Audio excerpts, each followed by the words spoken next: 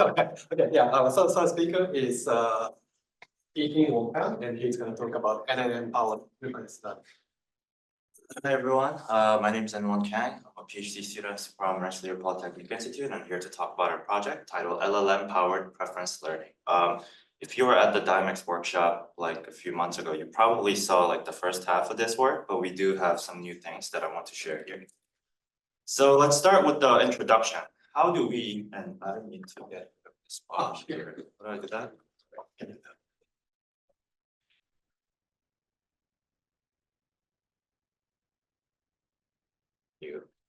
Yeah, so how do we handle preferences? Group decision making is pretty much everywhere in our lives, right? So in a family, people, different family members can vote on vacation destinations. So everyone would have their preferences and we need to somehow aggregate them.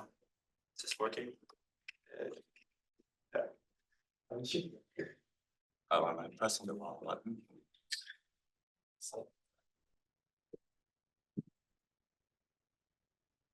Oh. Oh, this is the. Okay, yeah. In the workplace, colleagues may need to decide together. Again, we have individual preferences that we need to aggregate. And a pretty common example, and this was also sort of the inspiration for this series line of work that we had, was friends deciding dinner plans. So people have different preferences, but sometimes it's kind of hard to aggregate because humans don't express preferences in a strict ranking sometimes. So if there are 3 alternatives, it may be that one person only talks about the 2 alternatives. So then how do we handle these preferences to come up with the group output? So these are, I want to talk about the main task at hand that we're trying to solve. The first one is comparative preference classification. So this is just given some text and some number of alternatives, classify which alternative is preferred. And so we're looking at only a single text example here, so we're not quite getting to the group preference yet. And then there is also the comparative sentence identification, which is essentially classifying whether the sentence contains preference at all or not. So because of the limitation of our data sets, and I'll go over this a little more later on, but we do actually kind of merge these tasks. So what we're trying to solve is there a preference? If so, which direction is it? Or is there just no preference? So we're treating equal preference as being the same as having no preference for convenience's sake. So how can machines do this? Previous works have looked at many nicely engineered solutions. So one of the pretty notable works have been using the entity and dependency graph structure to parse the sentence into this nice syntactic graph. And then we look at the entity, sort of how the features are pulled at the entity to compare to see which one is preferred. And there have been some nice data sets. So Content19 is a very clean and nice data set that contains binary preferential text. So only 2 alternatives per text. And then other works, as models like BERT came along, we started using word embeddings to this graph structure. So we added more. We started looking more into the neural side of the world, but these are still pretty cute small models compared to the LLMs we have. And then there have been another data set introduced. This was actually our previous work, but we called it College Confidential data set that is more realistic, but also noisier. So it's essentially kind of a harder data set. And these 2 data sets are what we are trying to accomplish the task over. So I want to sort of describe this previous work to motivate why we started looking into LLMs. So this is a really simple example of a text, right? This is a very clean text where Duke and UC Berkeley are the 2 alternatives that are being compared. And previous works would have used some form of a graph structure like this, syntactic graph to, and then use a GNN or some other mechanism to pull the weights into the entities, and then we compare the entities. Now, this is very nice. It makes sense, right? So if you're describing adjectives or certain adjectives are attached to certain entities, you would expect the sort of the information for those adjectives to flow into the entities themselves. However, they require dependency parsing, which is another hard task on its own. And then they also require that every entity is present in the sentence. This is actually quite big. So, and I'll go over this a bit more later when we talk about the data sets. But in reality, as one of my examples were, it may not be the case that we always talk about all the alternatives. So how do we actually handle that with these models? They kind of can't. That's the problem that we've been having. And so what can large language models do? Why do we start looking into this? I'm sure we've been hearing about LLMs all day, so they are pretty impressive. They're human-like outputs, and we've tried many tasks with them. So coding, retrieval, summarization, classification, and reasoning, question mark, because some people may not agree that they reason. But these are some nice things that they have shown that they can accomplish to some degree. And it can summarize an article, extract the main points, and naturally converse with the human. And I bolded these 3 tasks just because these are what sort of got us into thinking. So these are pretty much the tasks that are required for us to sort of parse preferences out of a sentence. So if the model LLMs can do this, why not try it with whatever we were doing with these other neural networks before? So that's our question. Can we use LLMs to detect and classify preferences in text? Okay. So we consider broadly two methods. So first one is pretty intuitive. We've been seeing a lot of this where we just treat the LLM as a classifier, and then we would sort of identify, convert everything into a conversational style and do a conversation with an LLM and somehow parse the LLM's output to match to our labels. And now we have our predictions. But we also want to look at LLMs as a data generator, and this is a bit more. This is similar to weak alignment, where the super generalized large model helps the weaker model get better. And the idea also, the motivation behind this is that we had a lot of trouble finding good data sets. And so if we were now thinking, and also another thing we noticed when we were labeling these data sets is that human annotators are surprisingly unreliable. I'm sure anyone would agree if they've used Mechanical Turk and so whatnot. So then that got us thinking, why not use the LLM as the data generator? And I'll go more into how exactly we do this. So first, I want to talk about the first version, LLM as classifiers. So we evaluate 2 types of prompts. This was just to see what works better. Also because our data sets had different characteristics. So we tried a long and detailed prompt where we sort of set out the scenario for the model. You are a student, blah, blah, blah. You have to make these choices, and here are the rules. And we also just try a short one where we're just telling it, okay, read this and tell me what's preferred. And then another common problem with LLMs is that they're very bad at strictly following rules. They will generally follow it, but it's very hard to get them to do exactly to the dot. So for example, one of the problems that we faced when we were using them as classifiers is that we know how to map these sentences verbatim to a label. But the LLM sometimes will decide to sort of give us a whole paragraph about what the label it thinks it is and why it thinks so, blah, blah, blah. We don't want all of that. So something that we added to our, evaluation loop was this retry message. So the idea here is to continue on the conversation until the LLM reformats its previous answer to meet our label. And we find that this works actually surprisingly well for the large models, not so much for Llama 7 and the other 13B, which is why you won't see them in the metrics because they pretty much didn't work. But it does work for 70B and the GPT-3.5 and 4s. And the next version, the LLM as data generator. So we essentially started off with the human annotated aspects of each data set. So what I mean by aspects here is that our college confidential data set, for example, is talking about colleges. And so the commenter may be a parent, friend, or the student themselves, and they may be displaying certain emotions, and they may be focusing on certain aspects of the school, so the location, tuition, ranking, and whatnot. So what we actually did was we first identified the broad aspects, and then we used the LLM to run over the original data set and tell us, okay, for this aspect, I think this sample belongs to is showing this value. So it's happy, critical, and so forth.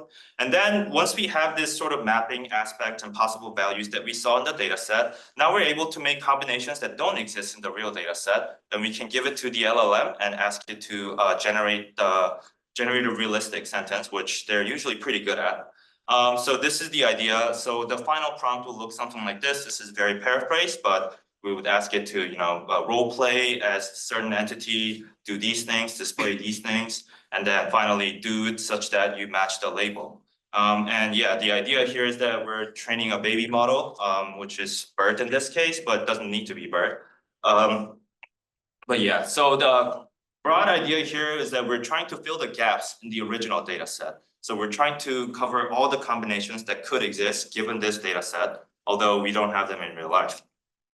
Okay, so start talking about experiments. I'm realizing I'm blazing through this.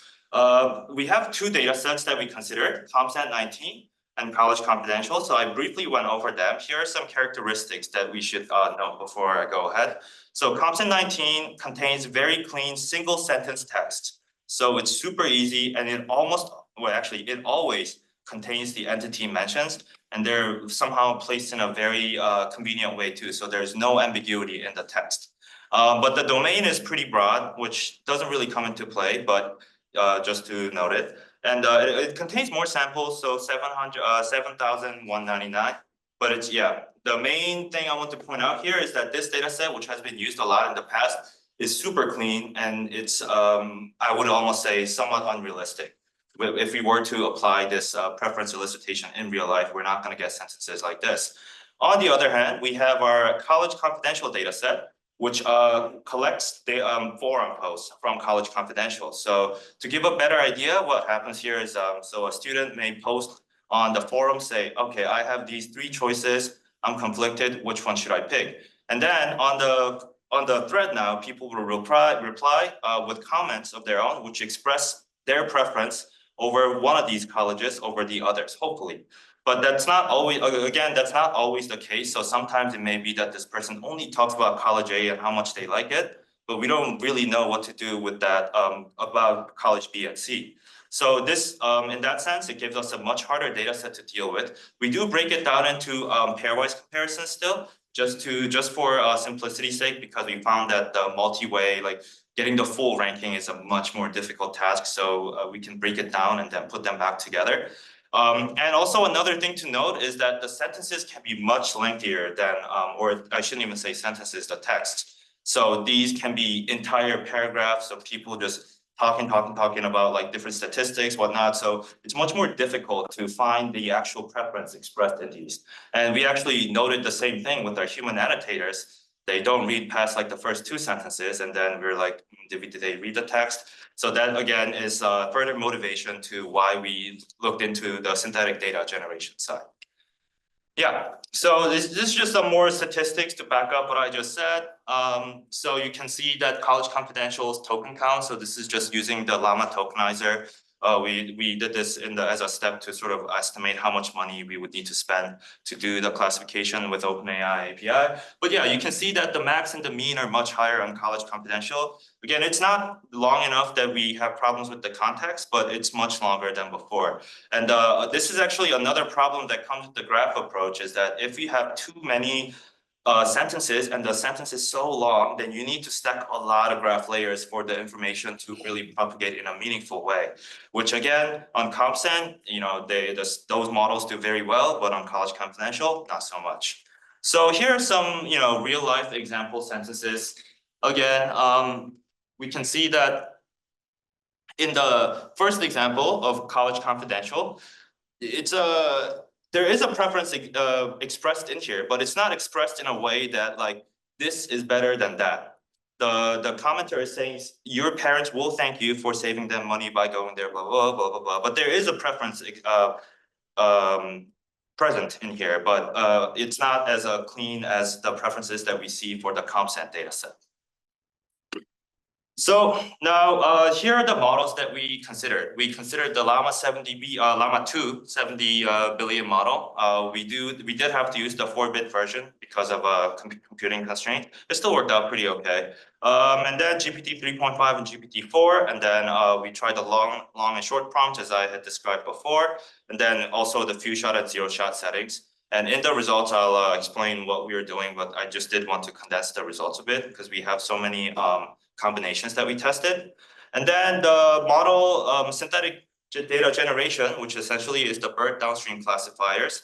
We consider a case where we only use the original data, synthetic data only, and then augmenting them together to see, and we look at the best performance from here to see what we can do, how we are doing at best. So yeah, let me go over the results now. So first, we want to compare against the existing SOTAs. So our first question here is, can LLMs themselves be a useful classifier? And for College Confidential, not so surprisingly, I'll explain why. LLMs pretty much blow the SOTA models out of the water. And this, again, my spidey senses tell me that it's probably because in College Confidential, there's many cases of entities missing. And so in that case, the previous SOTA models are really trying to make something out of nothing, which doesn't really work. While in the LLM's case, it's able to sort of somehow use that information, or use whatever is in the text in a meaningful way to get much better performance. However, that's not always the case with the cleaner data set. So we see here, and again, so these I should say this, the superscripts or the subscripts for the LLM versions is basically the long and short prompt and the few shot and zero shot, and then the model itself. So we have originally have a super long table if you read the paper, but we are summarizing it. We're just taking the best row of each column. Yeah, and then but we even after we do that, we still see that there are some cases where the SOTA model does better than these GPT-4 based classifiers, which is surprising. But or it's not like that surprising, but it's yeah, the LLMs, while they do well, I guess it's not as good as a finely engineered model on these like super clean theoretical, I guess, yeah, super clean like data sets. And then we want to look at LLM as a data generator, and we'll have to do a bit of back and forth because I do want to point something else out. It's not surprising that the LLM itself performs much better than training a BERT model, BERT classifier. And then again, the superscript just or subscript for the BERT performance refers to whatever settings that we run it in. But if we go back, actually, it's very noteworthy that the BERT performance is quite similar to SOTA. So we can look at the bottom row of the tables here, and then the top rows of the next tables. It's actually, and I think it's quite actually noteworthy here because these SOTA models actually compared against the exact same BERT architectures in their works, and the performance difference there was much larger. But with just using the LLMs to generate this data, a pretty simple process, I would say, we're able to actually bring BERT's performance much higher and very comparable to the SOTA models, which I think is very noteworthy. And in a sense, I guess I did have a table on sort of the inference cost of the models. But if we do this once with the LLM to train this weaker model to specialize it to this task, that means that we don't have to query the API, whatever, what's behind the wall every time. We can instead use this weaker model to get not such a bad performance. I wouldn't say it's the best, but it's still worth noting. So yeah, the conclusions here is that first, LLMs can indeed work very well as preference classifiers, and they can outperform previous SOTA models. Mostly notable in the difficult data setting. And I think this is, more worth looking into because again, like real life sentences are not that clean. And there are some insights about the prompt. So we do find that the super detailed prompt seems to help when the input text is shorter. But most of the time, we just find that the shorter text, just concise to the point, just a straight list of bullets, less than 5, usually works better. And it's more pronounced when the input text itself is very long. And the takeaway too is that the LLMs are actually very effective data generators for training these weak models. So we've pretty much shown here that we can just use this process to boost the baselines model. So the BERT models were actually baselines for the previous works into actually being almost computable against the SOTAs themselves, which I think is very noteworthy. And so I also do want to know, so I talked about group preference. The work itself had nothing to do with group preference. So I want to sort of end it by saying that this is our first step towards, so this was what we have been working on to elicit preferences from individual texts. And then our future goals would be to sort of work towards a framework where we can now, once we know how to take the preferences out of these texts, then we can start working with how to aggregate them, whether that be through some mechanism or a model. That's an open future. But yeah, there are the references if anyone is interested for some reason. Thank you.